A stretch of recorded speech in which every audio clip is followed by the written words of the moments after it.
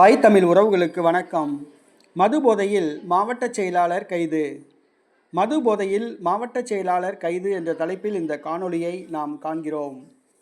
பொதுவாகவே அரசியல்வாதிகள் மது போதையில் அட்டகாசம் செய்கின்றனர். பீமாராவ் குடியரசுக் கட்சியின் மாவட்ட செயலாளர் பீமாராவ் குடியரசுக் கட்சியின் சென்னை மாவட்ட செயலாளர் கிஷோர் குமார், இவர் சென்னை பெரம்பூரில் ஒரு ஓட்டலில் சாப்பிட்டுவிட்டு பில் கட்ட மறுத்துள்ளார். அதோடு 5000 ரூபாய் மாமூல் கேட்டு மிரட்டியுள்ளார். மேலும் அவர் மது போதையில் இருந்ததாக கூறப்படுகிறது. உடனடியாக உணவக உரிமையாளர் காவல்துறையில் புகார் அளித்தார். காவல்துறையினர் வந்து அந்த மாவட்ட செயலாளரை கைது செய்தனர்.